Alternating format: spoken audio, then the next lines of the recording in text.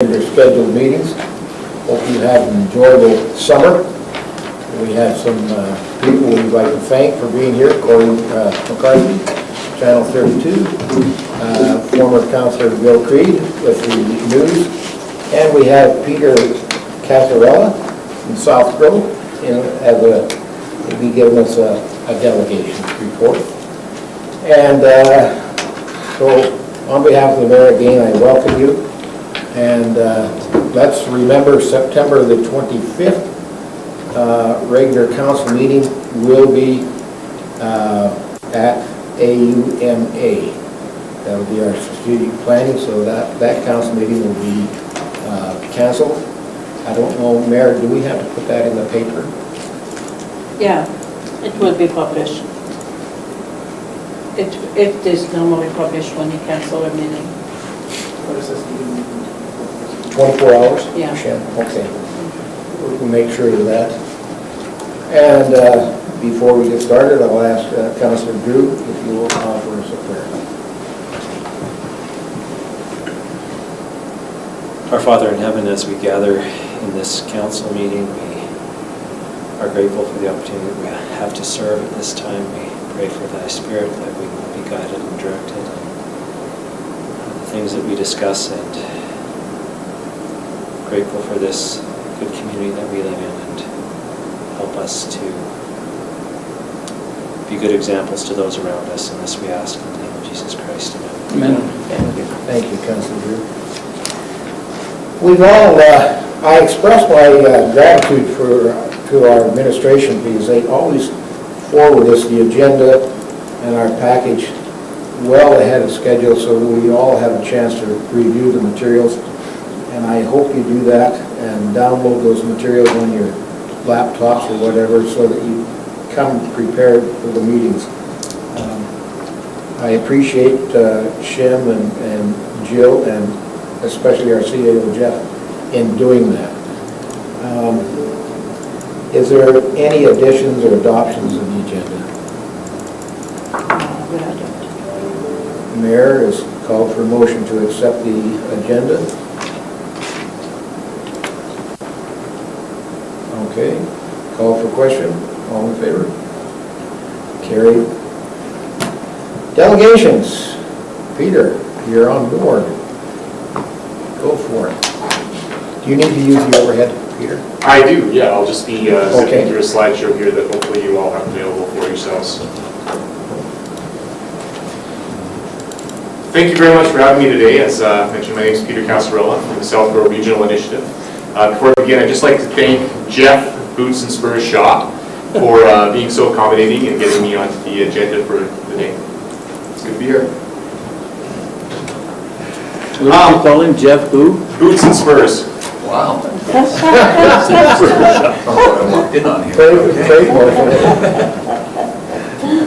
He was kind enough to give me my moniker, so I thought I would just acknowledge it.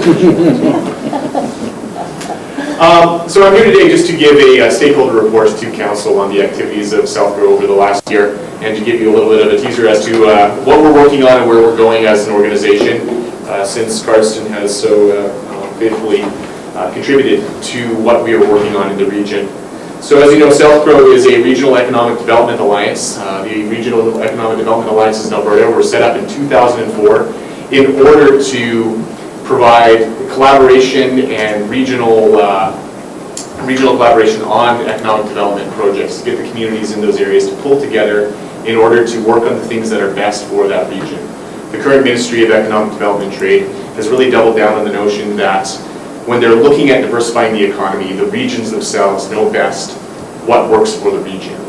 And we've all kind of taken that and run with it. South Grove focuses very heavily on agriculture and agri-food development, whereas Alberta Southwest focuses heavily on tourism because that works best for that region, providing two different things that are essential to our respective economies. Our mission is to accelerate and enhance the quality of life, development, and sustainability for the communities in the South Grove Regional Initiative.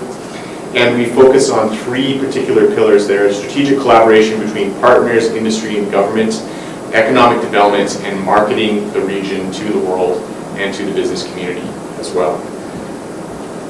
Within those three pillars, we really focus on agriculture, agri-food development, broadband deployments, and renewable energy. These are low-hanging fruit that make a lot of sense for the uniform interests of the South Grove region. And we've had a lot of success in those three particular pillars, and we're going to have a lot more.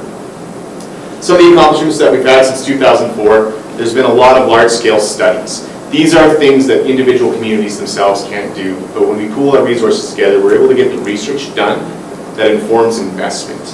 For example, in the renewable energy piece, a lot of the studies that South Grove's partnered on and contributed to have informed a lot of the investments that have come into southern Alberta as far as wind farms, solar farms, and other renewable energy pieces. There's more renewable energy projects proposed right now across south central Alberta and southwestern Alberta than there is transmission capacity for. And the government's going to have to make some hard decisions about which projects they allow to go through.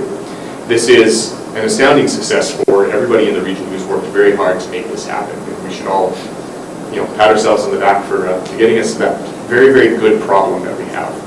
Lots of development tools made available for the municipalities over the years, training sessions for councillors, and tens of millions of dollars in external money leveraged and put into projects in the region since 2004. I was calculating the math back around our AGM. Right now, the value of the projects that South Grove is involved in is only $3 million. Only.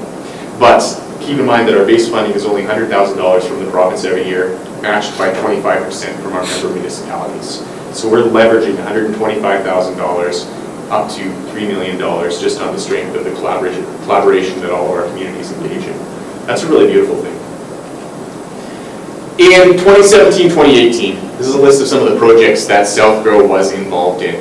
I came in halfway through the year. Pete Lovering, my predecessor, went off into blissful retirement halfway through and handed all of this to me.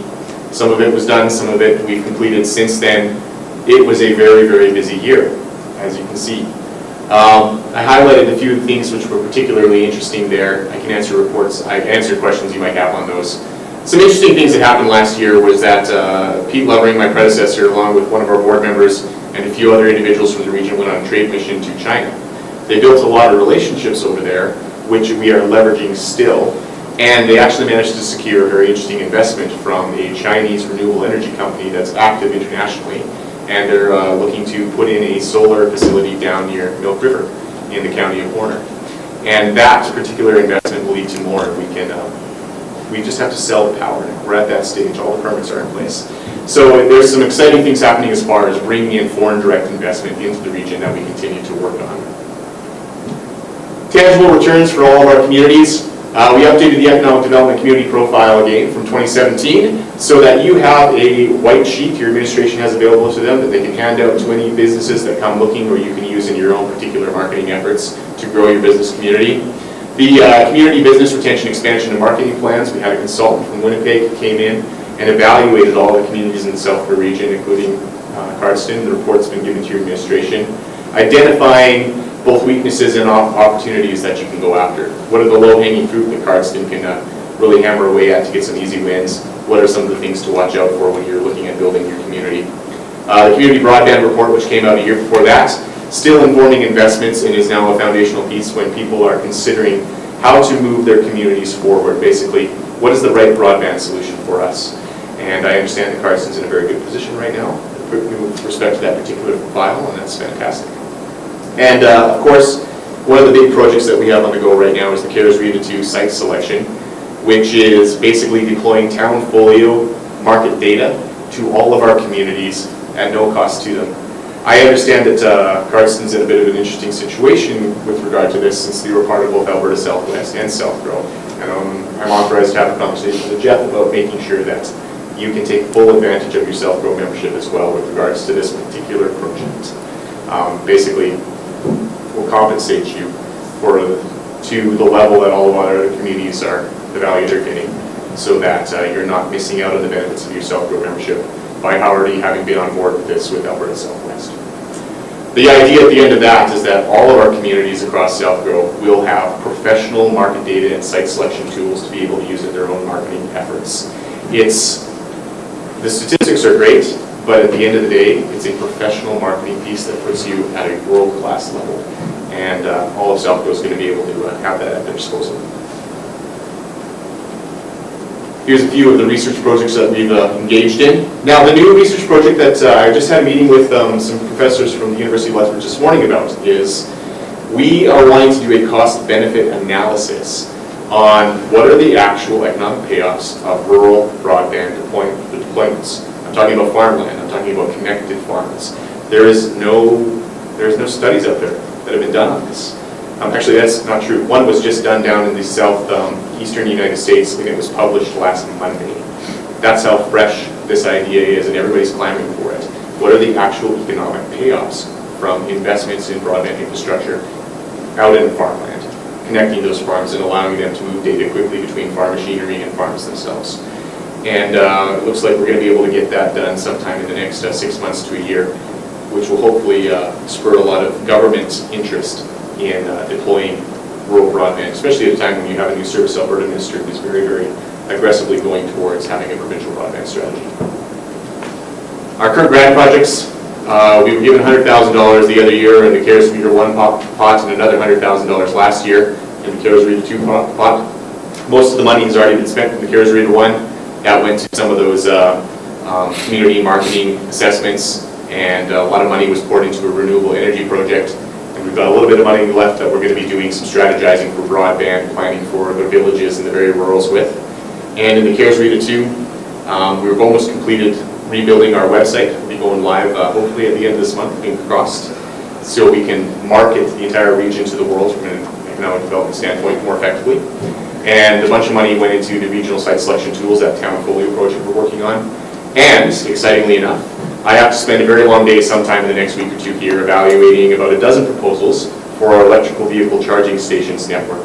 This was a partnership Selk has been working on with Alberta Southwest, the City of Lethbridge, Calgary, and Medicine Hat to deploy 20 fast charging stations across southern Alberta.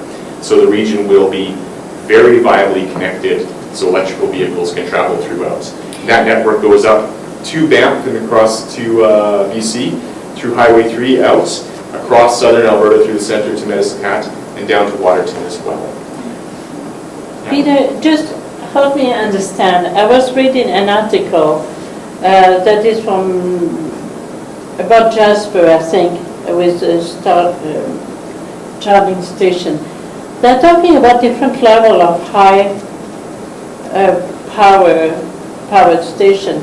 They're talking about level 3 that can charge much quicker than level 2. What are we looking at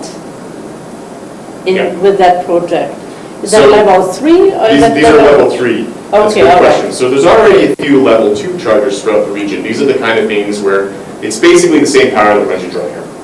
And anybody can hook them up to their house, or they're easy to install out there around town. But it takes about 8 to 10 hours to charge up your electric vehicle. Level 3 is about... With a level 3 charger, there's different infrastructure that goes into hooking it up. It costs about $100,000 to put one of these stations in, but it'll charge up your electrical vehicle in about 30 to 40 minutes.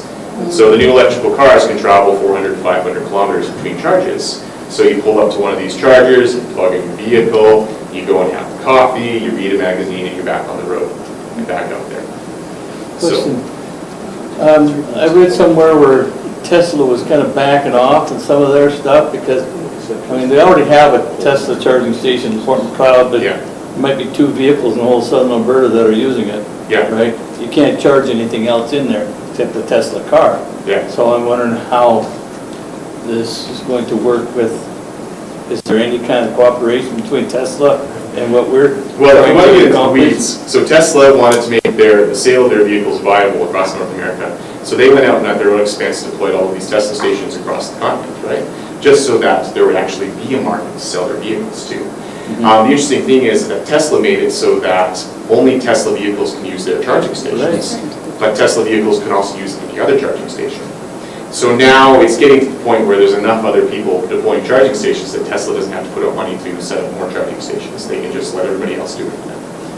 That's how Are they going to be multi-use then? Tesla and other cars can? One of the requirements is that any electrical vehicle could plug into these charging stations. There isn't Kirsten one of the communities that's on the map to receive it? They are.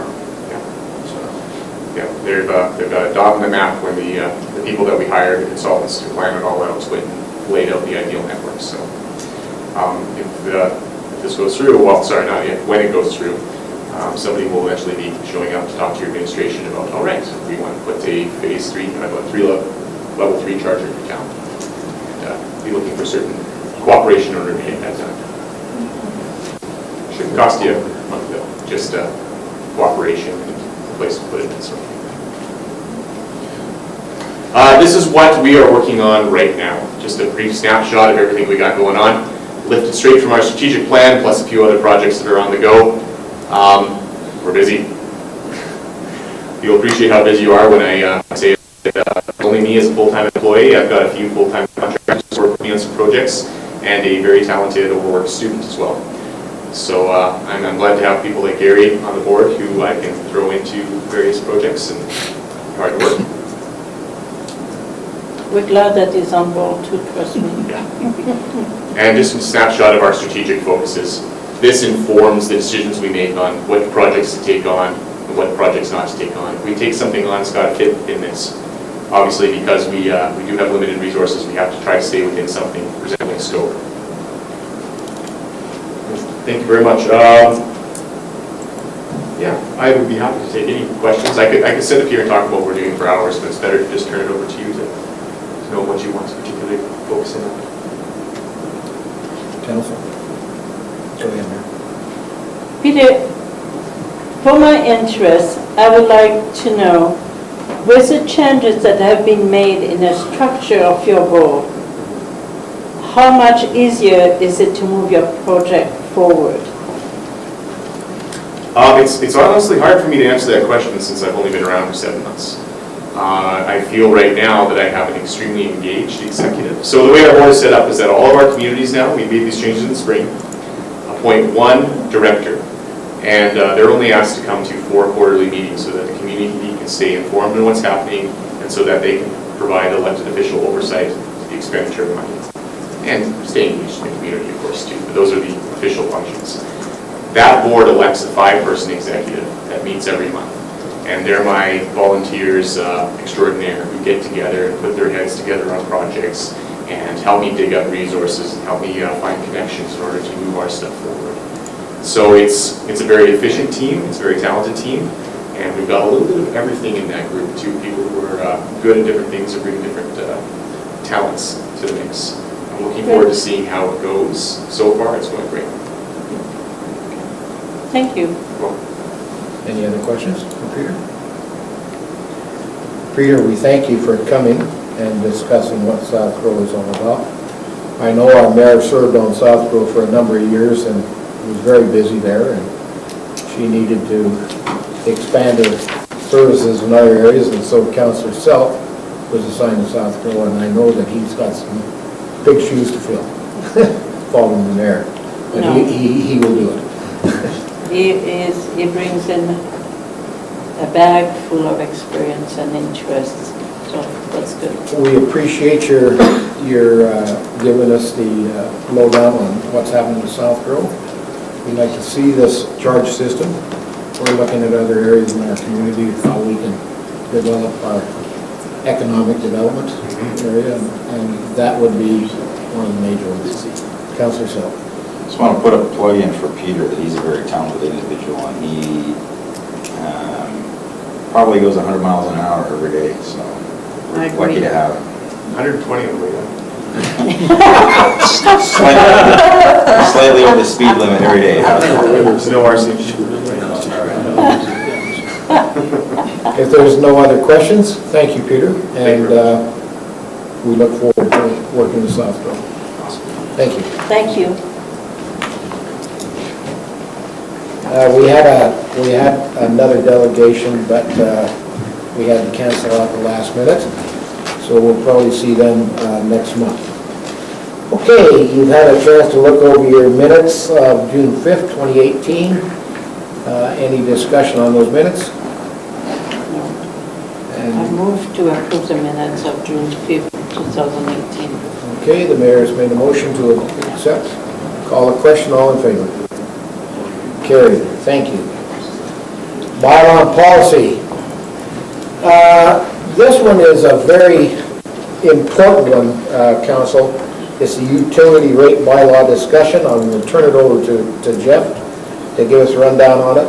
December 31st, 18, we have to have this in place, is it not, Jeff? 1 second here, sorry, you're right there. I think that's when our present bylaw runs out, Yeah, that's right. expires. Okay. I actually scripted a couple things, so I hope I capture everything. I bombarded you with a whole bunch of stuff in your background on this. It's an interesting topic for sure. With these bylaws, the reason we bring it up now is by November we'd like to have some conclusion, because NMAX likes a few days, a month's heads up on changing any rates. If we choose to change any, we may not, and that would make it easy. But if I might, Mr. Chairman, I just want to give a bit of a preamble, get us all hopefully on the same page, and then we can start discussing from there. In 2011, the discussions began on the utility rate bylaw, and in 2013, the rates began moving in a fairly aggressive upward trend at the time. The goal was to have the rates reflect the cost of the utility and some capital. And at the time, tax revenue was subsidizing utility operations. So we had this issue where we weren't covering all of our operational costs with the utility rate, so we were taking general tax revenues to make sure we got all that covered, which you could make an argument that it's simply taxation in two different forms. You know, you're either taxing through a utility or taxing through a mill rate. But the point was, there was a desire at the time to see that the utility was charging what it costs to run the utility. Now that is a really difficult equation, because I can spend as much capital as we could generate cash for in any given year. So to determine what's enough is a difficult question. Because if I want to spend $1 million next year in capital, then the utility needs to generate $1 million in surplus. But it doesn't, so we could argue it's not enough. But the point at that time was, let's make sure that we're not subsidizing our utility with taxes. And there was another reason, albeit a smaller one. I just did a quick look. In Cardston right now, we have about $62 million worth of $63 million in school and church assessment that we don't tax. And so if we're using residential taxation predominantly to subsidize the utility that those institutions were using, that maybe wasn't fair or equitable, however you want to look at it. We were taking taxation from Joe and Jane citizens to subsidize church and school utility. So the discussion was, let's make sure the utility is generating enough so that we're getting some revenue and even some surplus out of institutional users, predominantly churches and schools. Because if we were taxing those institutions and schools, that would be $800,000 in additional tax revenue. And I'm not suggesting, but we can't go down that road, I'm not suggesting we do, but that was one of the points of discussion. So what you see in the number of charts and whatnot, and the historical bylaws that I gave you, is that the increase in utility revenue started in 2013, and we're here now in 2018, where it's continued to have, although a smaller increase the last 2 years, still an increase. These came both on the fixed and the variable portions of water, and on commercial, there is also a variable portion of the sewer rate, otherwise it's a fixed rate. I asked Hawken to put together a series of charts. You saw them here. They start with a line graph. You've seen this one before. It just showed your different revenue streams and how they've changed over the years. So the first one illustrates how taxes have stayed flat since 2013, but your utility revenue is up about 30%. So again, you can make the argument that it's two different forms of taxation. So while your mill rate stayed static, your utility rate went up considerably. Now, today, if we look at 2017, the pendulum has swung the other way. And we'll get to this in a couple of the other charts, but now we actually are using some of the utility surplus to fund operations in the town. I'm not suggesting it's good or bad, it just is what it is. The pendulum has swung a little bit. Chart number 2 shows typical combined utility costs, so looking at water, sewer, garbage, recycling, compared to a few other communities. We simply picked relatively similar sized communities with the exception of Calgary and Lethbridge. Just we put them in to get some context. That data, those 9 communities, they're actually coming off of a spreadsheet with 48 communities. So between a number of us in Southern Alberta, Chad and Glenwood, we give him our utility bylaws every year, and we keep a relatively up-to-date. So we didn't bombard you with graphs that had all those on there, but where we are in relation to the other communities is consistent between the 48 and the 7. So you can see we're in like the 60th percentile in total combined utility costs. The next chart shows average municipal residential property tax, so we would be in the 35th percentile in that. And then when you combine them, we find ourselves smack in the middle, when you combine utility and tax costs. And that's consistent when you compare us against the 48 communities as well. We still find ourselves in that same percentile. These are difficult comparisons, and I'll give you one just really simple example. When you compare sewer rates, Cardston is probably the 75th percentile. We're higher than most. And yet when you look at everyone below us, hardly any of them have sewer treatment facilities. They simply have lagoons. They don't treat their effluent. They don't place it back in a river or stream like we do. And so our costs are simply higher. It's just that's what makes comparisons sometimes difficult.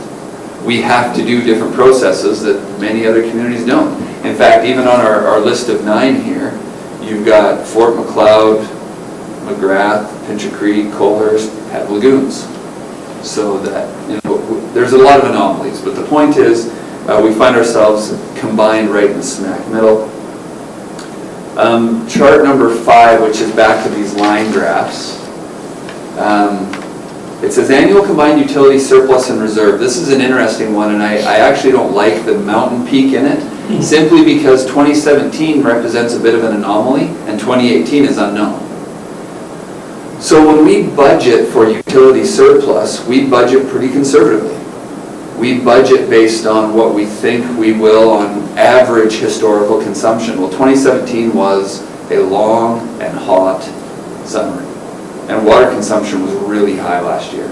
We had really, really high water consumption, and so all of a sudden we had this much higher water revenue than we anticipated. So 2017 is a bit of an anomaly, and for budget 2018, we go back to what's the 5-year average consumption, and we budget on that. So we try not to budget on anomalies. Otherwise, we budget all this excess revenue, and we had a super late summer, and today feels like a really early fall. And so potentially, although it was hot in the middle, I don't think we're going to see 2017's consumption rates, right? So we try not to budget. But what you see here, it's an interesting graph for a couple of reasons. So this chart, I just want to point out, is not cumulative. This is year to year.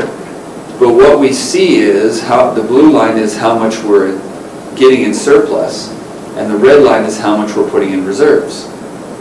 And all that's showing us is 2 things. The gap is what we're spending or what we're using in our operations. So it's money we're taking out of the utility and putting in general revenues to use for other things. And the next chart down will show kind of the same thing. Now this one is cumulative. This shows how much year over year is added to it. So it shows since 2015, we've had surplus in the utility totaling, after 2018 budget, almost $2.5 million. But we've only put about $790,000, $776,000 in reserves. So we're using some of that yearly to fund operations, and I'm not suggesting it's bad. I'm just saying the goal was to have utilities self-sufficient. We got that, and now we're pulling some of that utility money for operations. And that's just what we've chosen to do over the years because we've had the revenue there. And the previous councils have wanted to hold on mill rate because the taxation through utility was so aggressive. And so they wanted to hold on the mill rates. So those charts are just something I wanted to give a little context to everything. Just let me check my notes here. I wanted to hit on some things. So I mentioned the question of what is the right amount for utilities is difficult because we can choose to spend whatever we see fit on capital. So if the surplus is $500,000 and we want to spend $600,000 in capital, we would argue it's not enough. Or if we choose to spend $400,000 and the surplus is $500,000, we could argue it was enough. Can I ask you something? Did I hear you say that the building as a temple and a hospital, the school, etc., seniors would represent about $800,000 in tax revenue if they were taxed. Just schools and churches is 63.7 million in assessment. So 63.7 at a 12.6 mill rate, which was our municipal portion of the commercial mill rate, is $804,000. So would it make then sense to say, if we leverage an excess of money through revenue, through utilities, we're really kind of covering the taxes we're not leveraging on those buildings? If you're okay for the average citizen to be paying, would they consider that they're paying an excess on their utility now because they're trying to recoup off the non-taxable? It's the same argument you could make with subsidizing their utility via taxes. It's really a lot of the same argument. Now, as a community, we've decided that those are amenities we like in our communities. We understand that. Nobody thinks we tax churches and schools, and nobody, I don't think, suggests we should. So we all agree that either through our provincial income tax or through our local tax, we're covering the costs of schools. And those in their different faiths get to pay enough within that faith to pay for those churches and schools too, so, for those churches. So I think we've agreed as a community we're okay with those things, but... Jeff, we lost about $33,000 in taxes with Schlepp Foundation, and yet they requisition us about 45,000 or 48,000. It feels higher than that, but I don't have it in front of me. 64? I can't recall. So for the previous councillors, we used to get what's called grants in lieu of taxes. So if provincially owned buildings, the assessment at the province, they'd say, okay, the town of Carson has $5 million in provincial buildings, they don't tax us, so we're going to give them a percentage of that in a grant. It was called grants in lieu of taxes. And a few years ago, for all seniors facilities, they canceled grants in lieu of taxes. So we don't get those anymore. But that was something 4 years ago, if I'm not mistaken. About 3 years. They canceled grants in lieu of taxes. So a couple of things to consider when we look at the utility is there's going to be inflationary pressures on the cost of producing the utility. So there's inflationary pressures on producing water and sewer. And just look at electricity prices over the last 12 months. So we've gone from 3.5 cents on the regulated rate to 7. So those things happen. We have inflationary pressures, but at the same time we have reasonable surpluses in those utilities, combined utilities right now. The mayor was asking me earlier, do I think it's a sufficient surplus? And my answer was, well, until I have all the money saved for a new water plant and sewer plant and replace cast iron water lines and wooden sewer lines, and then the answer could be no. But at the same time, you've got to take a practical approach here. There is market forces, although I don't know if many people are going to move because of the water rate. There is still kind of a market element to it. You just can't be completely out of line with your utility rates either, especially in the business sector. The commercial sector will look at utilities before they locate. Yeah, go ahead, Mayor. So I'm kind of looking at it, and I was wondering if, as council, we wouldn't be well to kind of think maybe a 5-year kind of capital, a little bit like a capital budget for our utilities. It kind of have a sense of what it would like within the next 5 years. I have not heard people complain about the taxes, nor the utility rates, for a long, long time now. And I'm wondering if we should really stay within the parameters that we have established in order to have some reserves, because let's face it, MSI is still an unknown, totally unknown. And we need to put that in consideration. We can't ignore it. Because there are things that we need to replace in this town, like it or not, it will happen. And if we don't have a decent amount of money saved towards those larger projects, to be able to leverage grant and to be able to do those projects, the town won't be very appealing without water that is accessible and good. Councillor. Well, I have heard one complaint my wife was our water bill went through the roof, but I kind of like the system we're using right now. I like the user pay system. It went through the Yeah. roof because we water our lawn houses. Yeah, so do we. Councillor Selk? So, based upon your graphs and everything here, Jeff, what we're doing is not out of line with other No. communities. So the biggest thing is that with respect to the infrastructure that we do have, I do think that if there's people, companies, corporations, whatever, looking to invest, we have some attractive things. The fact that we don't use sewer lagoons, we have a sewer treatment plant. The fact that we have a water treatment plant that's capable of doing not only us, but the surrounding area. So are we on the right trajectory, I guess is what I'm asking, with respect to maintaining what we've got, plus looking to the future? Actually, as the mayor brought something up, what I'm acting halfway distracted here to pull up is the capital 5-year budget. So right now, if you look at, give me 2 seconds here, because I'd like to look at this. If you look at, give me 1 second. You know, we've probably got, if I just I'll look at water and sewer, 200, 340.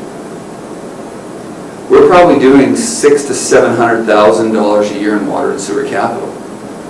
Right now, a lot of that's MSI funded, and then we're using surplus in utility. We're reserving. Keep in mind, as much as we lament only having $776,000 in reserves for water and sewer utility, in 2015 we had nothing. That's right. Right, like we're at a rate now where we're growing the reserves from nothing. For those particular things, because we're reserving particularly for them, and we're using that revenue to also every year fund the capital. So it gives us, especially in anomaly years like 2017, we had a good surplus in 2017 based on volume. And so we're able to reserve that, and we're able to put a little away. So am I comfortable with what we have reserved for a future water plant? No, I'm not there yet.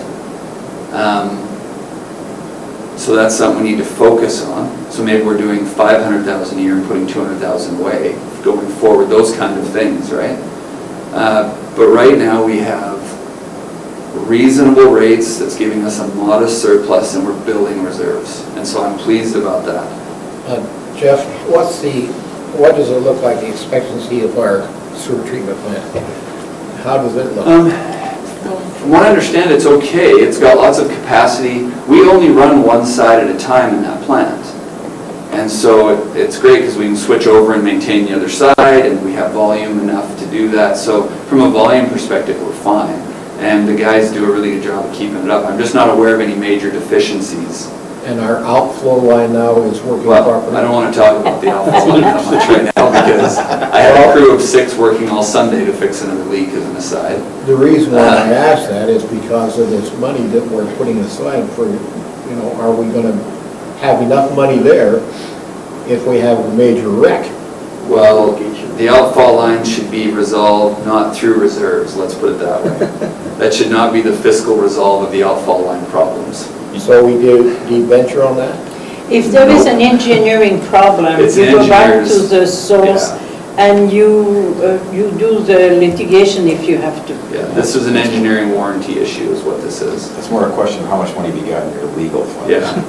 Right, exactly. We're going to be, not to let cats out of the proverbial bag, we're going to be talking about this one week hence. Okay.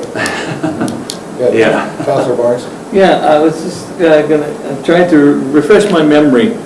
Did we increase the commercial rate to help offset some of the costs, the capital costs for the churches and for the schools? Did we Yes. increase their rates a little Yes, bit? it was. So your institutional rate as it sits right now is much higher than your residential rate. Yes. Intentionally so. Yeah. It was put there because it was, again, trying to get some revenues, taxation, if you will, out of institutional and non-taxing entities, yes. I'm just trying to pull it up here, Councillor, to give you the indication here. So residential right now is $20 flat and $1 per meter consumption. Institutional, well, it's only $1.08. We've leveled that out too, so it's only 8% higher. Yeah. Maybe we need to be looking at that too. Well, So I I'm trying to understand where fairness and equity situation is with the residents paying the lion's share. You know, the residents are paying the taxes for everything else, and I understand that. But I just want to make sure that we're being fair and that those industrial users are paying their fair share. Well, Councillor Brown? But like Gerry said, we want to make sure that we're looking good enough to drum up I business to understand Princeton, that. right? Like there's a fine line between Yeah, there is. people, us paying the lion's share, however, we still want businesses to come to Okay. Princeton, because if we don't have businesses, we're not going to be here very Councillor long. Brown, if you go to this sheet, it will give you a fairly good sense of how things move. 2011, the flat rate was $27, today is $44. They were paying 55 cents per consumption per cubic meter. They're paying between $1.30 and $1.50. And the residents have $20 flat rate and $1 per cubic meter. So it's fairly different than what it looked like in the past. It looked like they were really subsidized by the residential, but it's not the case today. But one thing to point out, it was on the sewer rate that was a huge impact on commercial and institutional. Right. Because they also pay, not only they pay the flat rate, they pay on their sewer per cubic meter of water usage. Yeah.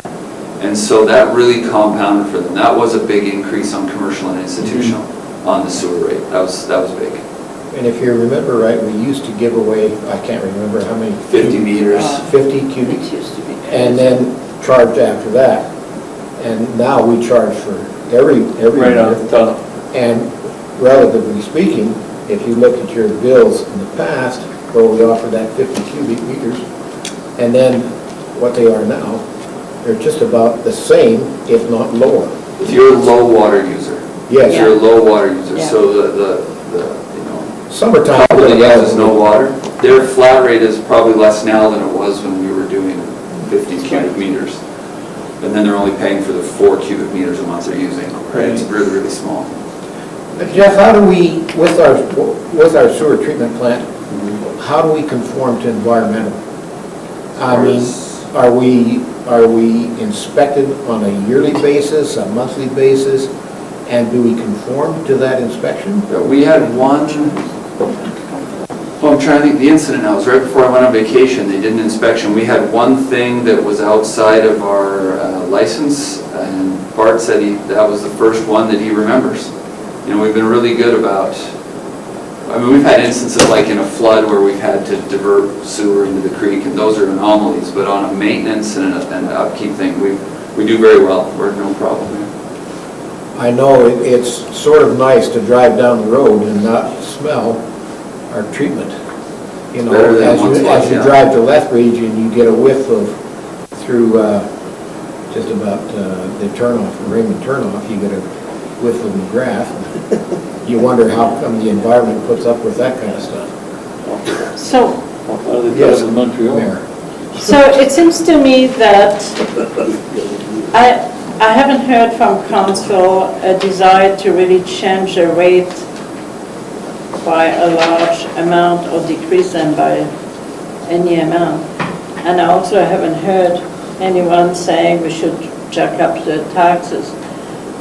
I personally, my own opinion is if we could be very conservative in the way we kind of move those figures, but I also feel that it's nothing wrong with creating some reserves at this time of uncertainty with the provincial government.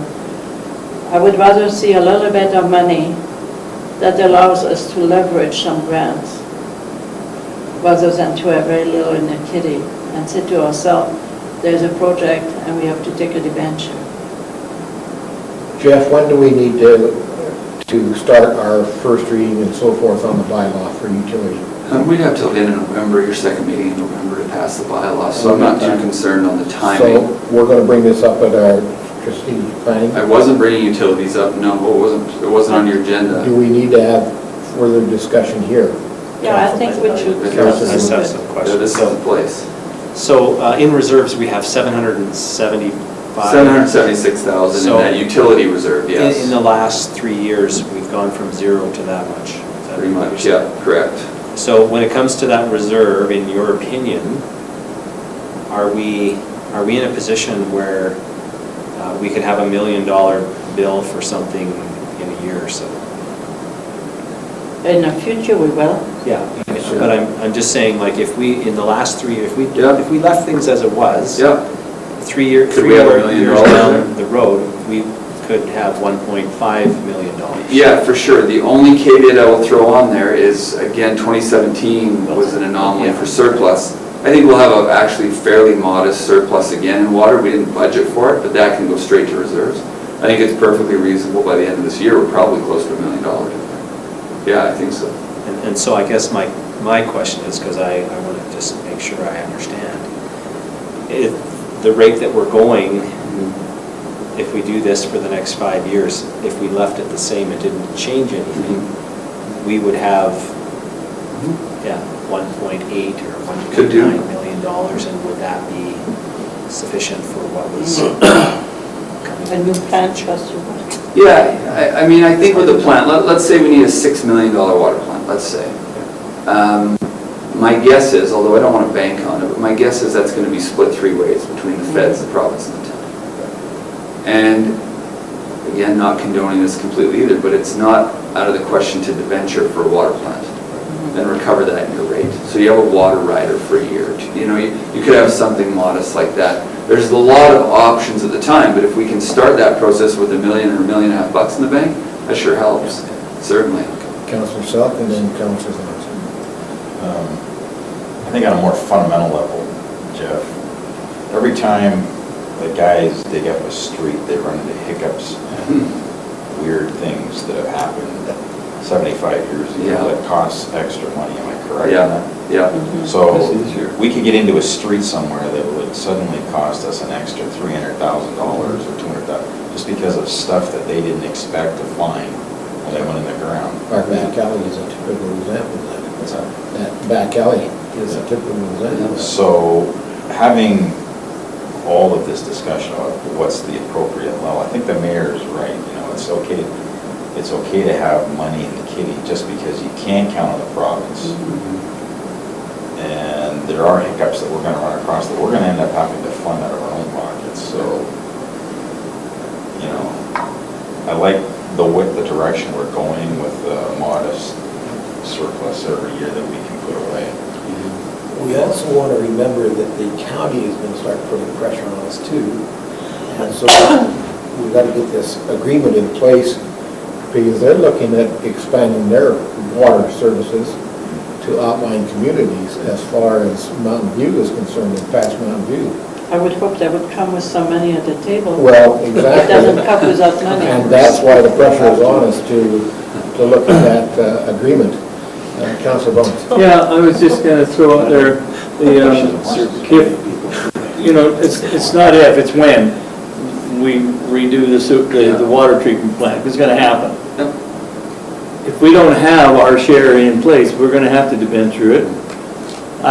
My preference is to have the money to pay for it. And that's why I like the direction we're going, because if it's gonna cost $6 or $7 million, my guess is that that's a conservative figure. yeah. You know, if we had the $2.5 million to pay our share, then the government's gonna kick in with that and we're covered, right? But if we don't have it, then we definitely are gonna have to debenture it and we're gonna have to pass it on to the taxpayer. And so we're hooped either way. So either we do it now or we pay later, right? I feel like Councillor Selk, I feel comfortable with what we're doing now. But Councillor Barnes, remember that we did a debenture and we passed it on to the public, and I can't remember what it was on our bills. And we had absolutely no outcry for it because it was a legitimate, Yeah, you know, debenture. it was a few bucks each. And it was for the intake. Yeah. And Councillor Selk. So, a recommendation if I may. Yes? I think administration has a pretty good handle on this, and so I'm sure you could recommend an appropriate trajectory with respect to our utility rates for water and sewer 5 years. going forward. Right. 5 years. Okay. don't think I'm wrong in that assumption, so. Let me ask just for a quick discussion, is the council relative, now, we don't have a crystal ball here, but are we okay if we do say another 3-year to have a modest inflationary piece on there? Yeah. Simply a cost of production inflationary Yeah. piece? Yeah. Is that reasonable? Okay. Absolutely. Yeah. 2 to 3%, And you're talking, Jeff? Well, Yeah, probably 2%, something like that. and I Again, really believe modest. for the taxes, we have to also look at that inflationary piece, because the minute you forget it, you're in trouble. Mhm. As the cost of goods goes up, materials. So we need to kind of be modest, but yet cover ourselves for inflation. And I think if someone were to, from the community were to come to me and say, hey, what are you guys doing? I can justify the fact that we're putting money away for a rainy day so that we don't have to debenture anything or borrow any money. Yeah, because I Because they're mean, gonna pay it one way or the other. Exactly. and the cost of borrowing is going up. We are on the upward swing here.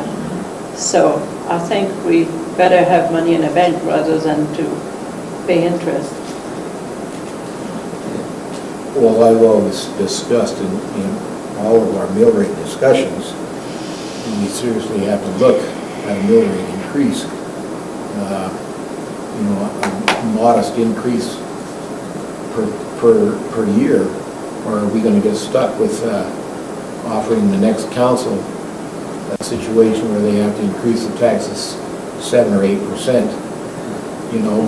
But if, like a former councillor used to say, you take it from one pocket or the other pocket, depending on what you're taxing. A utility increase tax is a tax. It's an increase in taxes. So, council, let's have sort of a straw vote. We want to leave what the recommendation of Councillor Selk is, and have administration come back to us with some figures and facts. I'm good with that. To me, it's exactly the way I presented it. I really think Councillor Selk said it best. Councillor Court, you're good with that? Yeah, I look at it, I'm just thinking, this isn't the discussion, but I'm looking at other things that are gonna cost us money down the road as well besides utilities. We need to be aware that we may have to cough up money for that as well. So the town just doesn't live on utilities. I mean, we obviously have to have them. But there's other considerations of where our tax dollars need to go as well. But yes, I understand where you're coming from. I think that's just, Well, our whole infrastructure has usually been done with MSI funding, or the majority of it, and we don't know how long that's going to last. So, Councillor Brown, how do you feel? Same, I'm good. Councillor Barnes? same. Councillor Drew? Councillor Selk? I do have one question, Jeff, sure you know this. Is there any indication that MSI is going to be brought up again at this AUMA by the government itself? So I don't hear much buzz around it for this AUMA, because it seemed like in budget, in April, when the province brought down the budget, was it Minister Cece, I believe, who presented? Talked about how the intent was to transfer over to a legislated transfer amount, meaning they'll pick certain revenue streams of the province, they will allocate a percentage of those revenue streams, and that will be what goes to municipalities for infrastructure. I support that model, actually, because what it does is it shares the ebbs and flows between the province and the municipalities. So, things, let's take, what was it, 2015, when everything tanked and royalties went down. Well, if this infrastructure money is tied to royalties, we all take that hit collectively, together. But if we go back to 2007, 2008, 2009, when things are roaring, we all share in that benefit. What they did not say, and the biggest part that concerns me here, is what does that base rate look like? Right. So they developed the formula, and it means Carson gets $45,000 a year. Right. Well, And then it's not quite good. It's not what we it's need. exactly where the concern is for me moving forward, and a need for reserves. Yeah. One of the things, just for the committee's information, is when this Councillor Court and Bengry may remember, when this was being discussed, 2013 we were talking, or 2011 we were talking about MSI being gone. That's right. It had a sunset back then, and we knew it. And Marion really pushed this notion that Right. we've got to start having some money there. the other side of, not the other side of this coin, but another facet of this discussion that you're gonna get in a month is when we have that first look at budget, you're gonna have to make some decisions about how much are we taking from that utility reserve to fund capital. Yeah. And so if the intent is to be at $1.5 million by the end of your term, then the answer might not want to be $500,000. The answer might want to be, look, no, we got to at least put 200 grand in there. We have to keep it. We've got to guard that reserve a little bit, right? Because administratively, we'll take any money we can get our hands on. And so we do rely on you as councillors to say, you know what, we need to, and I think last year and we will this year, we'll make you very aware of that. You know, here's your reserve budget. Here's what we're budgeting to put away. You know, we're not trying to pull anything over there. We want you to see, but you may have to take some hard stances and say, you know what, we're not going to do that block because we really feel strongly we got to put that $175,000 in the reserve. We're not going to spend it. Because again, it comes into the revenue and we bring you a balanced budget, which can either mean a bunch of that went to reserves or a bunch of it went to spending. Yeah. So we just have to have that discussion at budget time that you guys can kind of manage that trajectory of how that looks to be going. So, and we're only a month away, as crazy as that sounds, we're a month away from talking about budget for the first time. We also want to remember that when we talk about budgets, requisitions don't go down, they always increase. And so there's a load on that budget too, you know. Like Schmidt Foundation is a 3% increase just about yearly. It's up to 70,000 in 17 or 18. So. Well, I think that's why we've asked everybody to have a 5-year plan so that we know where their requisitions are coming so that we can be ready for it. But we also qualify, well, what do we want to call it? A lot of committees, we subsidize, you know, the operation of these committees, like gymnastics and so forth, like that. So there's a lot of pressure on our budget, council. So, I have one last utility-related question. How's the temperature in here? Warm. It's warm? Okay. Councillor Barnes was freezing, so. That was a heck of a segue. Did you like that? Is that for So utility there is benefit? a recommendation Trying to turn from down the Councillor utilities. Selk Well, I'll on tell the you, table. what I heard, if you just want to leave it at that, what I heard is we're going to build off of 2018s for the next 3 years. We're going to look at inflationary predictions in that Yes. rate. And we're going to try and make sure that that rate gives us surplus so we can continue to build in that utility reserve. Thank you. when would you like this, council? Next CCW? Well, whenever they are able to do it, you know, let's If I can see do it what in the we next have 4 done. days, I'll have it for you next week. If not, we don't have a second meeting in September, we'll talk about it 1st of October. Yeah, Good. I mean. And that still gives you 3 meetings to do readings. Okay, your recommendation is there, and we're all in favor of that recommendation. Thank you. Okay, 6B, the draft first reading of the Truth and Reconciliation Committee bylaw. We need to do first reading Well, on that. this is just for feedback before council, no Yes. readings tonight. Go ahead, Mayor. Jeff, I don't know if it's me reading it strangely.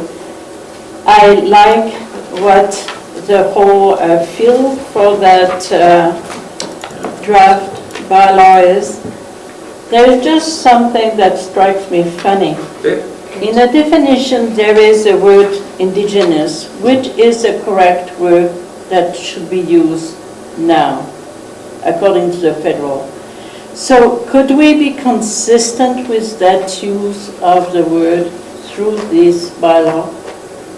Shem and I actually touched on this just a little bit when we were talking about it. We tried to mimic a bit the terms they used within the Truth and Reconciliation recommendations. How do we work with the fact that now the feds have changed that word Aboriginal to indigenous? How do we reconcile that? I questioned myself because I thought, I'm sure they're using something as a template. We use the Truth and Reconciliation recommendations as what, and they use it relatively interchangeably. Would that be fair to say, Shem? We saw it used pretty interchangeably within the There are articles TRC. online about when it's more appropriate to use one over the other. So it partly depends on the band or the tribe, the people. Could we maybe find out how they would prefer to see it used? Since we're going to have them on the table? Is that what you've done? you say. We didn't with the blood tribe. We didn't ask anyone in particular there with it. We simply, again, went with what we were seeing in the TRC. I mean, I like the terms, I like the way it's drafted. I just was questioning Sure. that that word that has a definition under indigenous, but then if we intend to see it use one for the other, maybe it should be mentioned somewhere. And so is your concern that when we're in committee, that we utilize the right terminology? Standard whether it's terminology. You know, indigenous they're becoming quite sticky about the way we Right. use words. Sure. Even through the course that we took from the University of Calgary, it was very precise as to when you use what. And I just wanted to make sure that we mimic that. Because since there is a certain correctness that represents something to them, maybe not as meaningful to us right now because we don't quite understand the exact difference. I'm trying to think who we could ask. Does anyone, would there be I somebody think who'd be a bit of authority? Marcel would probably be a good resource. We can definitely ask that between now and next week, for sure. Yeah, just to make sure that we have it correct. Our invitation for members from the blood tribe, has that been received? So being this hasn't passed yet, we've done nothing. This Okay. hasn't been approved. So no, we have not extended any invitations for members yet. Can I just, Yes. so one of the issues that I see is that when I talk to people in the community, some of them don't mind you calling them Aboriginal, but they don't like Indigenous, and the That's other right. way around. So Who doesn't like the Indigenous? the actual Members of members our of the community. band, right? That live here. So this is what It's I'm just- wondering, it's what is interchangeable, but yeah, appropriate? and it would be kind of hard to do that because this person here might like to be called this, and this person might like, I don't know.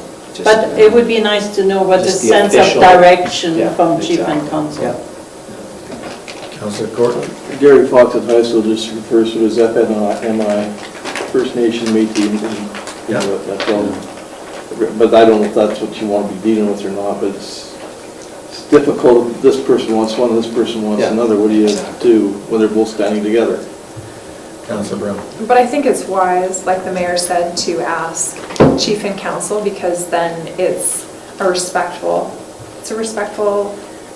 we're asking, it's like me asking you what, can I call you Jim or James, right? It's just, it's a respectful courtesy. And after we've done that, if they so choose to use the terminology we're already using, then fantastic. If they find it inappropriate, well, we would hate for that. So I think that's wise. We will inquire. Otherwise, in the content, we're okay. Really No, I good. think it's well done, thank Really you so good. much. It's a big one, Yeah, good job. yes. Okay, bylaw 1626, the smoking bylaw. This relates to our introduction of cannabis, October. And do we want to make a separate bylaw for the smoking of cannabis in public areas and wherever? Or do we want to add it to our present bylaw? Now, that's a big question involved. There's some communities out there that have added it to their present smoking bylaws, and it could get them into trouble in the future because of the restrictions placed on public areas of smoking cannabis and so forth. And do we want a standalone bylaw for our cannabis? How do we want to do with it, council? Right now with tobacco, we don't restrict it. In Lions Park, for example, you can smoke down there. Is that correct? We restricted to events. If there are events, there is So if I'm down no... there watching my kid on the playground, I can light up and have a joint, no problem. Because that's what I'm asking. You're asking a very good With question. cannabis? Yeah. You're asking If very there's good children, questions. if there's children, I can't remember what our discussion was. But they can smoke in the home with that kid, so I can't smoke it on the playground with that kid. That's right. That's right. Okay? Throwing it out there. All right, council, this is a big one.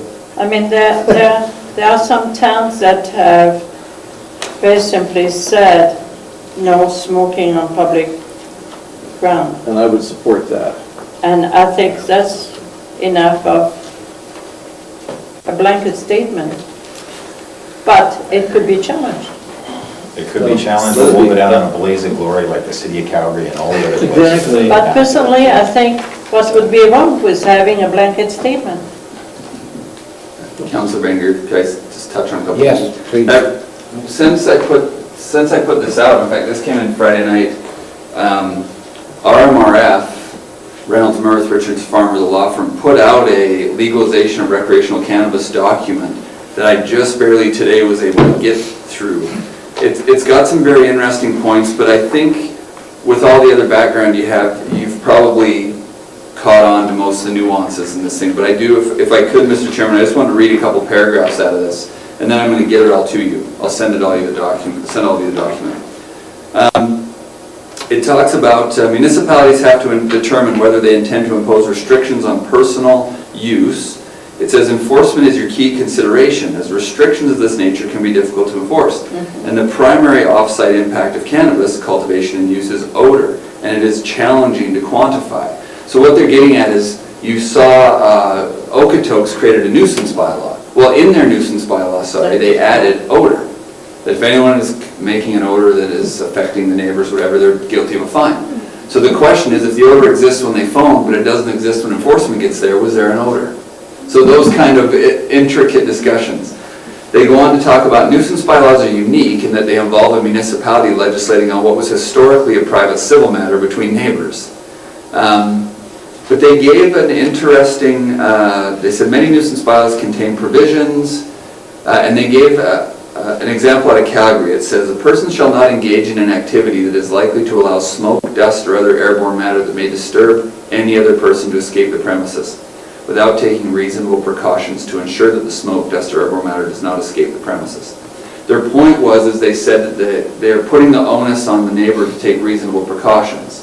So if I phone because Councillor Court's my neighbor and he's sitting over there smoking weed like crazy, and I call Brad, and Brad comes up and says, okay, yeah, I can't quantify it, but Councillor Court, what have you done to take reasonable precautions that it won't go into Jeff's yard? And he says, nothing.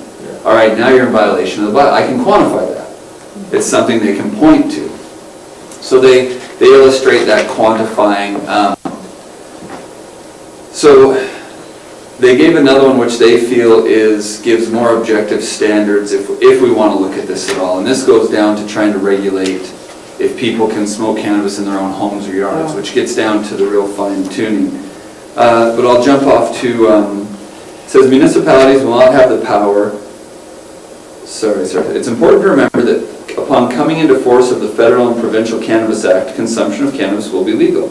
So despite the broad authority of municipalities to regulate with respect to their above powers, municipalities will not have the power to effectively make it impossible to consume cannabis anywhere in their communities.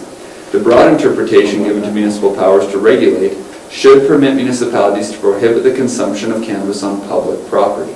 Right. So and that's what you've seen the other cities doing. They're not saying, well, Calgary's actually taken it a different step, because now the issue they have is that they're saying you can't consume it anywhere. And everyone that lives in a condo or apartment is saying, wait a minute, my landlord doesn't let me consume it either, so where do I go? And so they're creating these designated consumption sites throughout the city, which the great irony there is that, Councillor Coral, I'll pick on you again, you and I decide we need to go smoke some weed, so we're going to jump in the car, drive down to the consumption site, get impaired, drive home. Right. So having remote consumption sites to me is bizarre, because it's an impairment that you're going to consume. I don't get it, but that's what they're looking at. I can see this being restricted similar to alcohol. You can't drink alcohol in public places, but you can in your own home.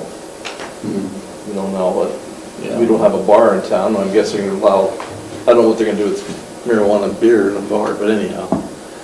I just see the same kind of restrictions in place for that as it would be for alcohol.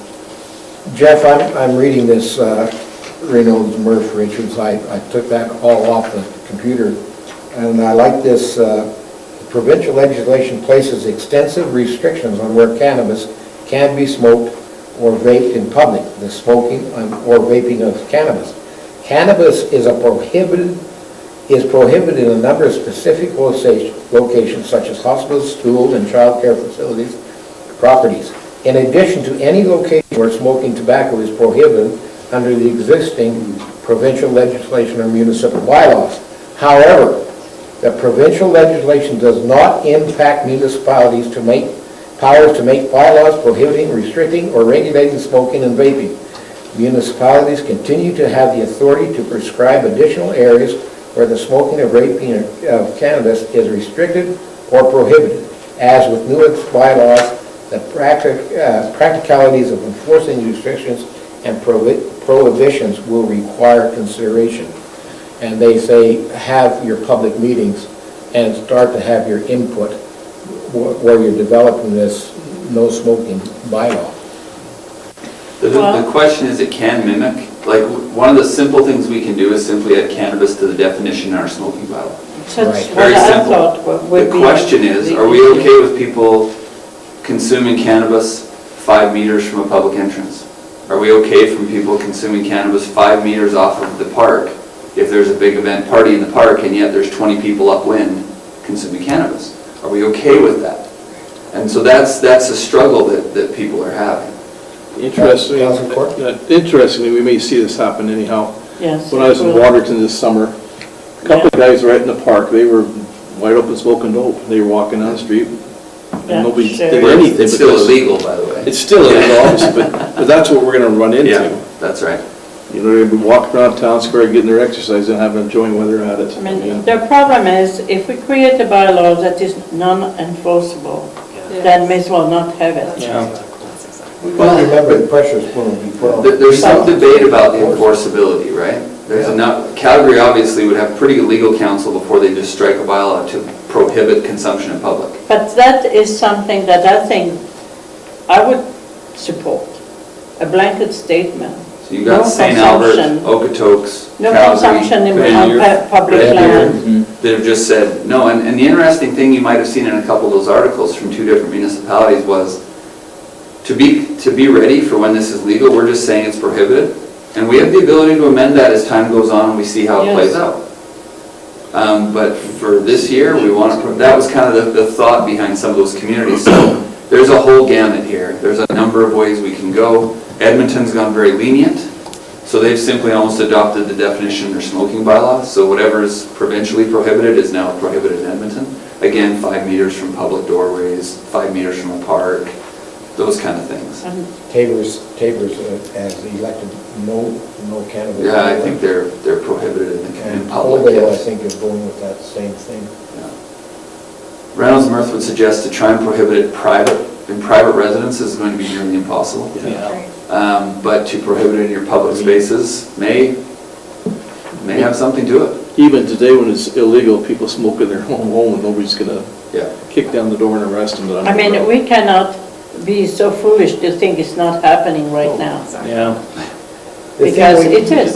The thing we got to remember too is enforcement, like Jeff said, the enforcement of this, and what pressure we're going to put on our peace officer, and how is he going to, Well, that's where you have a Very. police officer. that enforcement? Well, What's if he his has- parameters? If he has a proper bylaw, he will apply the bylaw. Yeah, exactly. That will be his Blanket parameters. prohibitions are relatively easy to enforce because it's cut and dry. It's a prohibition. Yeah. Now, they'll probably cause a lot of headache, but it's pretty cut and dry. Yeah. How much more discussion? Well, I think we should try to understand from the table if we want a blanket statement to start with and adjust it as time goes on if we have to. Jeff, are you going to, did you say you were going to the Reynolds and Murph papers? Yeah, I just got this Friday, so I'll send it out to everybody. Yes, and that way it gives a real good executive summary on all of them. So I need to know what the rest of I council think a think. blanket statement and see what happens if we have somebody that decides to challenge that, then we see what happens across the province after October.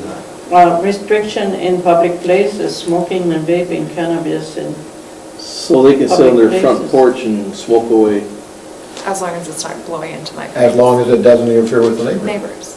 Well, that so that's what we have to becomes a consider nuisance. under the That nuisance becomes a bylaw. nuisance Yeah. bylaw. We might have to tweak the nuisance bylaw. Yeah, But You that's know, what's the- happening right now. Those people who are on medical marijuana who are smoking, they smoke it in their backyard. I mean. They're smoking their home too, I yeah, can they tell do, you yeah, that. exactly. But it's outside as well, so. the nuisance piece will be the most difficult to enforce, and that's why Reynolds Mirth is saying if you put some very objective criteria, so did that person take reasonable steps to Right. limit the impact on their neighbors? Well, the answer is no. Okay, well, you need to do that or you can't smoke outside. Now, you can start to try and do a few things like that. You need to Um, filter or whatever. They talked about how when you look at nuisance, here's some sample criteria. What's the form of cannabis being consumed? So if my neighbor is taking an oil cannabis capsule and I get all worked up about it, I have no reason to do that. There's no impact on me. So the form of cannabis, the time and duration of consumption, proximity of the consumption to affected properties, impact of consumption on the health or well-being of others, the nature and intended use of the surrounding area, and steps taken by the owner or occupier to reduce or mitigate the impacts. So those are some things you can kind of work into your bylaw. One thing that I've already had people say, well, it's no different than smoking, but the answer is that it is. It causes an impairment, Yes. Yes. No right? one That's knows the that. difference. Correct. It is a different substance, and so that's kind of what you have to hang this on, that when it comes to children in the community, when it comes to those with either respiratory or allergy issues, and it causes impairment. So you need to limit the exposure of the Yeah. non-voluntary public. Yes, Mayor, go ahead. I just saw a clip on TV yesterday from the Association of Golfers. And they are wondering what to do on golf course. Because there are children there. So a lot of the younger population that pulled the golfers on many golf courses, and the younger population between 25 and 50 says that will consume it there in an open space. People over 50 years old, hardly any. So what to do? They are not so sure yet. We have a public golf course. What are we going to do? We could simply say no smoking on town property, because that is town property. It's one way of handling it. Same with the agridome. Yeah, public spaces are, I mean, it looks to me like all the communities I'm reading in here are saying almost the same thing. Their bylaws are very restrictive in nature, and I think we need to follow suit with what the rest of them are doing and go that way, and then as it progresses down the road, then we have to look at it and see Yeah, what everybody else is doing too. But I think we need to be like everybody else and be tough right off the bat. Yeah. And the thing is, our people here are expecting that of us too. Well, Councillor, you mentioned that we take a wait-and-see attitude and see what's happening with other communities. And we already know what's going on right here. No, we take No, we the don't, approach, really don't. we take the approach as a blanket statement. Exactly. Yes, We start with a blanket statement, and we will yeah, forge new language if we have to. yeah. If the bylaw's challenged or defeated in some other area, then we can at least, So are we in agreement with that? Yeah, Do we have a standalone bylaw, No. or do we add it to our smoking bylaw? Councillor Bengry, if I could, from an Yes. administrative point of view, I would probably create a cannabis consumption bylaw and then prohibit public Thank you. consumption. yeah, But for the nuisance, we would probably add it to our, I guess it would be public safety bylaw. Yes, that's right, Yeah. yeah. So we probably add the nuisance piece to that, just shore that up in the public safety bylaw. Okay. That's how Okotoks did it. Yes. It's pretty straightforward, and it's something we can amend as we go along. That's how I recommend administratively. Yeah, so that would be take care one, of it. one by water. So do we need a recommendation to I was that? just going to say, Go ahead. I would just recommend that we let Jeff and his staff draft up A blanket a statement. blanket statement and then tweak the nuisance piece and the public safety bylaw and bring it to council. Council, you good with that? Yep. Okay, there's your recommendation, let's move forward. Do we need to have it going up? No. I can just take it, we're good. Okay. Okay, other business, 2018 municipal census analysis. Now, this one is an It's just for interesting information one. only. 3,900. Our count was significantly higher than the federal count, and that makes a real difference on our grants and so forth, per capita grants. AMA 2018, go ahead, Mayor. It is a very interesting number to me, because when you talk to people in general in this town, they say the town has not grown for 100 years. That's right, Well, we beg to differ. We grew by 400. over 10%. Yeah. So we are not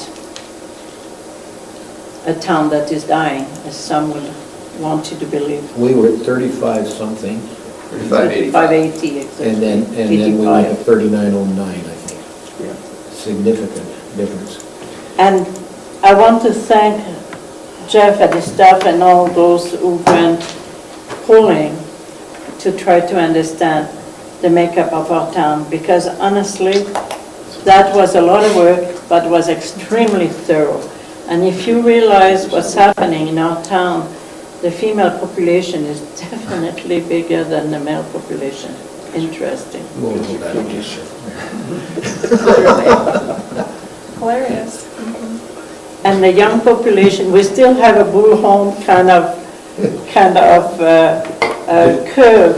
The Yeah. young population, 25 and over, and the 50 and over, pretty well equal in amount of population. And in between, the one that should bring us taxes, not too many there. Jeff, go ahead. I just wanted to ask on that, the only follow-up for me is, we just did a really cursory demographic review. So we took the new population and extrapolated the federal census numbers. Is there any other demographic information that you as council would like to see that would guide you in decision-making or going forward? The last census broke things down in so many ways, but we just took some really quick number, gender, minority status type of stuff. I think it was very interesting to see that we're starting to have a little bit more ethnic diversity in our town. It's a welcome change. It's good. Over 140 people in our town. Yes, I find it interesting. And I happy to be here, obviously. Councilor Barnes? Yeah, I just wondered if you've gathered any stats on increase in the number of homes owners as a result of this? I don't think, I can check, I don't recall that being on the census. They do a lot of income stuff, ethnicity, they do the type of home, I'll check that. I can think of everything around it, I just can't think of that one. Yeah, because that So, would give us an home idea versus whether rent there's a is what tax you're thinking? increase to the community. What would really interest me in the future, for sure, is how many have businesses that are run from home. Yeah, But there's a lot. Because that is very much linked to broadband. And it would be an interesting factor to know, can we grow through that type of families coming to town? yeah. Well, I'll check into that one, and I'll just email you all if I find anything. That's very interesting. No. Okay? Okay, we've all had a chance to look at the AUMA resolutions. There wasn't a whole lot of resolutions this year. That's Is there, not that is there interesting. any number of them that you would like us to support?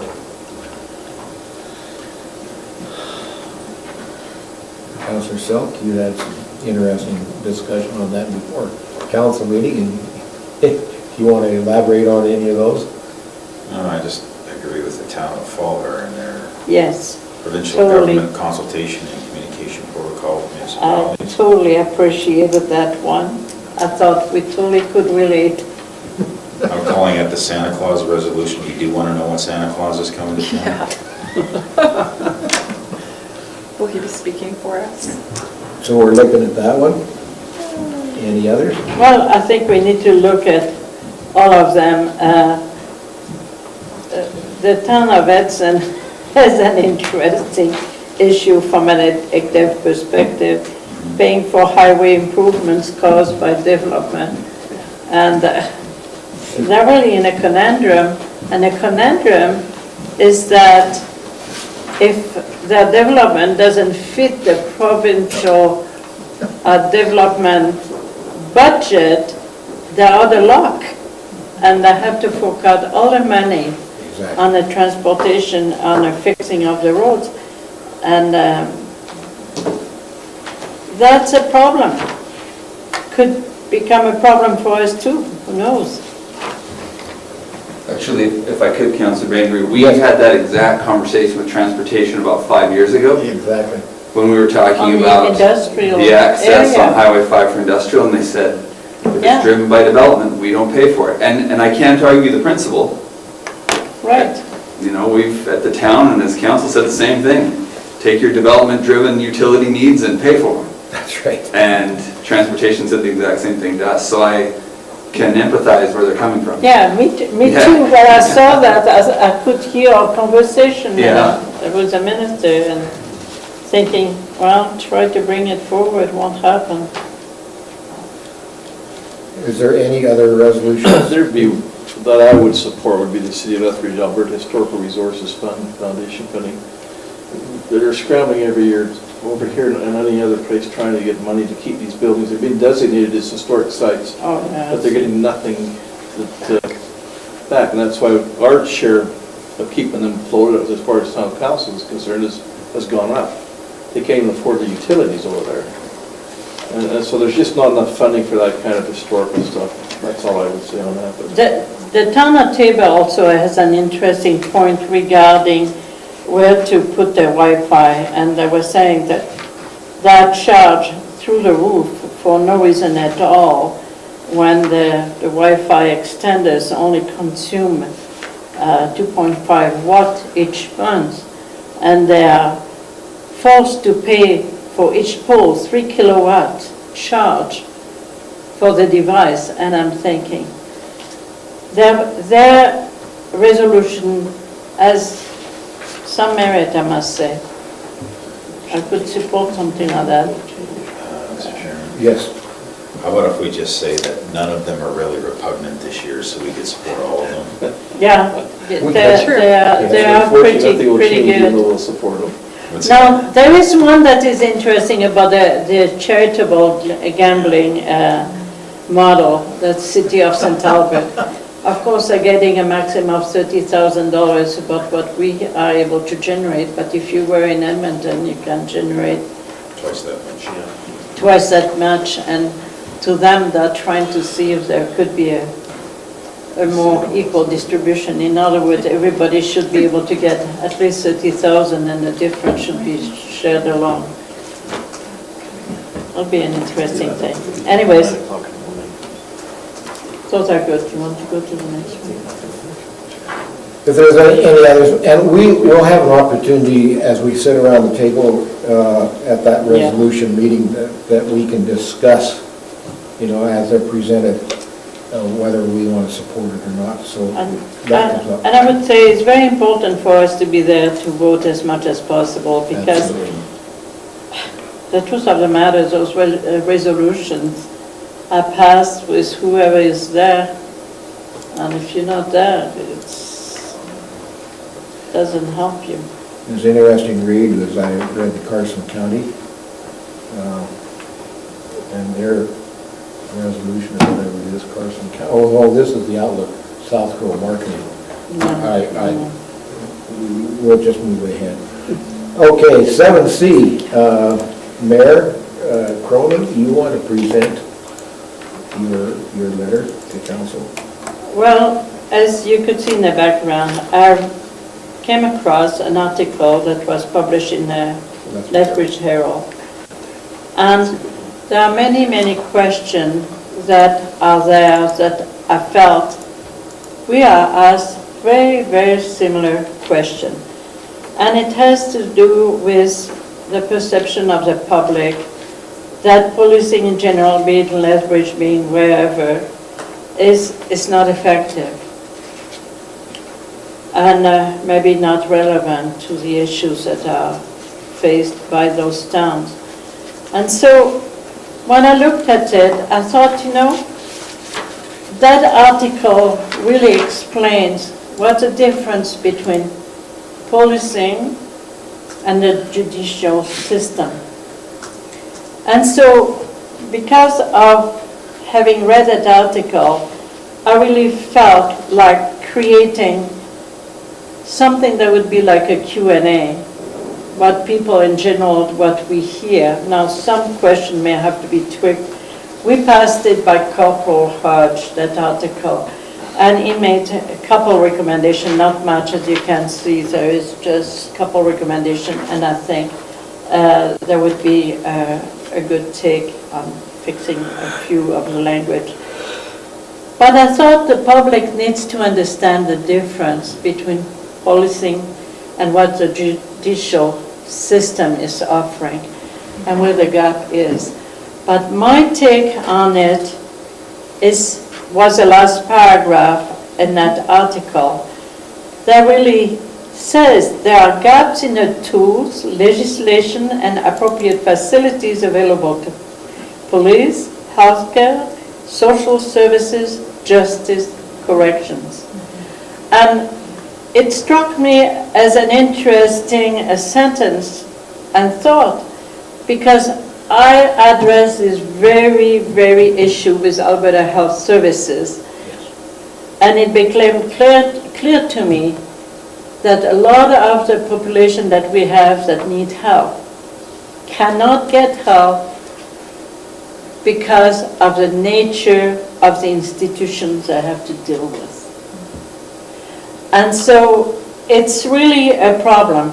And I wondered if there is an appetite for us to ask Jeff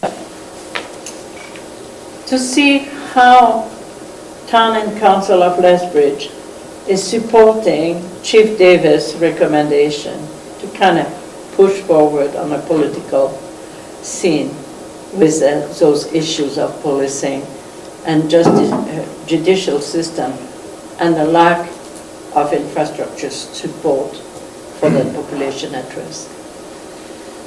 Personally, I would love to see that happening, and then try to see how many other towns would be able to join with us and to push that forward. So I don't know what's your appetite.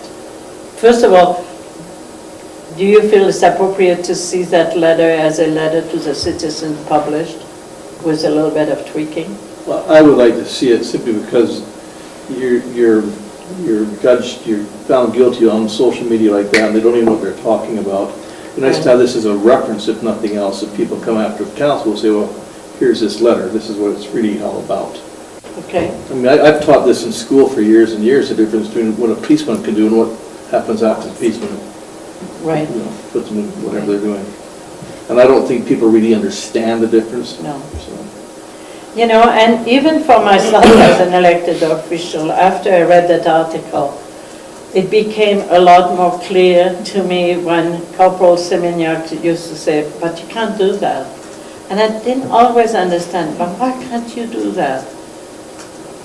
And the reference to the judicial system and to the criminal code, once I start to see it black and white, I thought, that was an aha moment. Not that I like the fact that we can't do nothing, but now I understand why. Any other comments? Councillor Brown? I loved this article. I loved it because it gave me a perspective that I did not have. And I love the part of the paragraph that says, I maintain that we cannot arrest our way out of this crisis. Because I think it's such a blanket, and I too was a part of that way of thinking.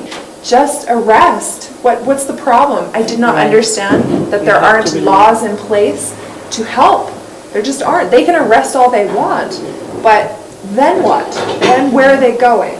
That's the gap that you said. So I love this. Councillor Court? Just one thing on that second last paragraph. I understand where he's coming from, the legally detain them until they have a chance to treat the addict. Well, we see that in place now. They will go detox for 14 or 28 days. The problem is once you get out of detox and you've still got nothing to do and you still hang around with your old friends, the cycle continues. Now, I don't know how we're going to break that cycle. Yeah, this is the gap he's talking about. Yeah. This is a gap he's talking about. I mean, I can Because drive down Main Street and my after wife is 14 living days, with her, she's- after 14 days, then what? Then what? Right. One thing that I read into the article in the Herald is I would really enjoy sitting down with the Chief Davis and asking him to go over all the situations the Lethbridge Regional Police have, which are in common with Cardston, common with Fort McLeod. I'd love to have him come here and we could have a Q and answer period with him. But what different from what And, he wrote in his article But would it be? the interesting thing on this is the last line on this whole article. It says, creating public policy and legislation is not the role of the police. That's right. We operate within the rules created by government. Creating public policy and legislation is a function of the elected officials and the citizens they serve. So council, are we making those legislations and public policies to fit our community? Are we offering a safe and secure and healthy community with the policies that we're developing? We have the policy at all level. It might not be the case at the provincial level. That is what Chief Davis is talking about. What he's talking about is that the policies at the Alberta government level are not together in sync with each other. In other words, they still function in silos. This is why it says there is a need, pretty well what he's talking about, a need of integration of all the services that address the issue. That's what needs to happen. And the policies need to reflect that need. And that is not exactly in place. I would add the federal government as well as provincial, because the federal government, I don't believe, is And the federal also, you're right. accepting the It's responsibility. at all the different levels. Councillor Selk mentioned that a few months ago, that it's a federal responsibility, really. Exactly, because you're talking about criminal code, which is federal responsibility. You're talking about Right. charter of rights, which is a federal responsibility. Right. So they're not in sync one with another. Therefore, what are we in sync with? I'm not sure. So, is that worth pursuing? Yes, It's an educational piece. absolutely. Yeah. An education can never be wrong. All right. Communicate to people. So we will, Jeff, we will have to tweak it a little bit in the language, in a couple paragraphs. And you have Corporal Hodges. Yeah, we're going to tweak Yes. them with his back. Okay, so we're in favor of the mayor tweeting this letter and putting it out in public. Absolutely. Good.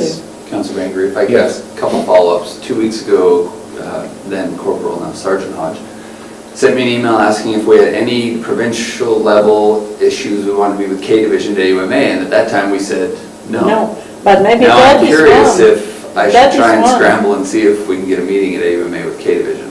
I would love to have it I don't know because what the I thought really is would like there. to push Well, I that. think so. Our new commander, Sheen, from K Division, absolutely he was on board with all this. And then all of a sudden he stepped down and went back to East Coast. So I think, I'm wondering if AUMA is going to have the new commander-in-chief of K Division there. Well, they'll be there, and a couple of weeks ago they were taking meetings. They were limited, but I don't know what the uptake was, so maybe they still have availability. at the time I talked to the policing committee and the discussion was we're dealing with things on the local level with the local detachment, we're okay. Then this came up and I've been thinking about, man, do we Yeah. see if maybe we can get him from Katie? If we could, If we could, I would push it forward, Yes. A meeting with Katie Vision. if we could. Yeah. Anything else on this one? Okay, No. we'll work with the mayor on that. Thank you.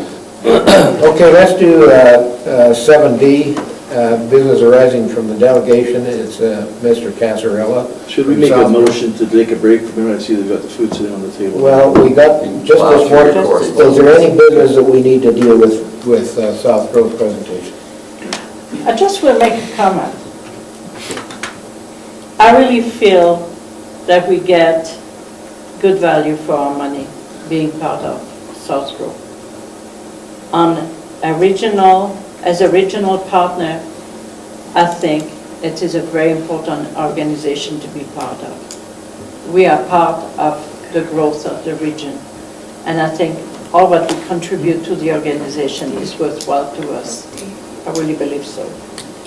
Okay, Councillor Selk? I just want to add to what the mayor said. If you go and you review the things that are on the South Grow website as it pertains to the town of Cardston, I mean, it's up to us to sort of fill in the blanks and to paint that canvas, because if we want to attract businesses to our community, there's a huge opportunity that this is being marketed worldwide by South Grow, and so is our community, and so is all the communities involved in South Grow. So there's a lot of things I think that we can look at going forward in terms of enhancing our own town folio. And I really think the distinctions that was made tonight by Peter, it's a very good one. South Grove focus on AgDev, on the ag, the technology, the integration of the two. Southwest, of which we also part, develops the other aspect of AgDev, which is more tourism.